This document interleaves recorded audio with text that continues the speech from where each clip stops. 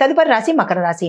ఈ రాశి వారికి కుజుడు ఉచ్చ స్థితిలో ఉన్నందువల్ల ధైర్యవంతమైన నిర్ణయాలు తీసుకుంటారు. ఆర్థిక లాభాలు, స్థిరచరాస్తులు కలిసి వస్తాయి. కుటుంబంలో ఆనందము, మీరు చిరకాలంగా కోరుకున్నటువంటి కోరికలు తీరే అవకాశం కనబడుతోంది. కోర్టు పరంగా కావచ్చు, లేదా ఇతర కేసుల నిమిత్తంగా కూడా గతంలో ఇబ్బంది పడిన వారికి ఈ రోజు మంచి జరిగే అవకాశము, మీకు సానుకూలంగా వచ్చే అవకాశం కనబడుతోంది. ఆర్థిక లాభాలు, ప్రేమ జీవితంలో సానుకూలత గోచరిస్తోంది.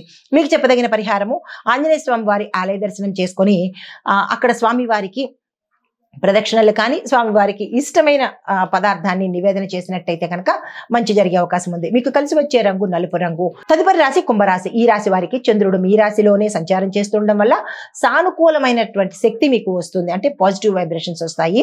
కొత్త పనులు ప్రారంభించుకోవచ్చు. ఏ రంగంలో ఉన్న వాళ్ళైనా సరే కొత్త పనులు ప్రారంభించడానికి ఈ రోజు అత్యంత అనువైన సమయము. పెట్టుబడులకు కూడా చాలా చక్కని సుదినంగా కనబడుతోంది. పెట్టుబడులను పెట్టుకునేందుకు యోచన చేసుకోండి. పెద్దల సహాయ సహకారాలు సమయానికి అందుబాటులో వస్తాయి.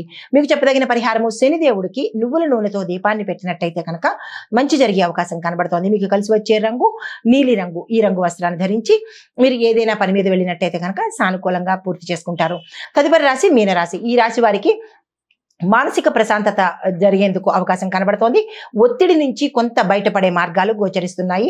ఆర్థిక లావాదేవీల్లో మాత్రము చాలా జాగ్రత్తలు తీసుకోండి. తొందరపడి నిర్ణయాలు కానీ, సంతకాలు కానీ, లేదా చెక్కుల మీద సంతకాలు పెట్టడం కానీ, అగ్రిమెంట్ల మీద సంతకాలు పెట్టడం కానీ, ఇలా ధనపరంగా కానీ ప్రాపర్టీ పరంగా కానీ ఏదైనా చేసే ముందు 1-2 సార్లు ఆలోచించుకుని చేసుకోండి. ఆధ్యాత్మిక దిశలో మనసు మళ్ళుతుంది. క్షేత్ర దర్శనం కనబడుతోంది. దాన ధర్మాలు చేసేందుకు మనసు ఆరాటపడేటట్టుగా గోచరిస్తుంది. అలాంటిది ఏదైనా ఉన్నట్టయితే కనుక తక్షణమే ఆ పని చేసేందుకు ప్రయత్నించండి.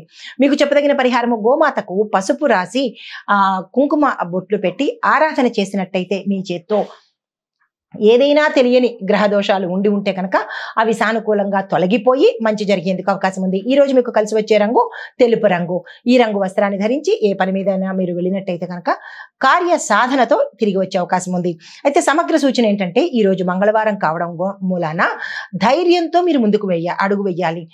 సంశయంగా కానీ అనుమానంగా కానీ ముందుకు వెళ్ళినట్టయితే కనుక ఆ పని జరిగేందుకు ఎక్కడా సూచన కనిపించట్లేదు. కానీ అహంకారం లేకుండా నా ద్వారా జరుగుతోంది, నేనే చేశాను అనే ఈగో యాటిట్యూడ్ ను ఈ రోజు పక్కన పెట్టండి. కుజుడికి అస్సలు ఇష్టం లేని ఈ 2 మనస్తత్వాలు జాగ్రత్తలు పాటించుకోండి.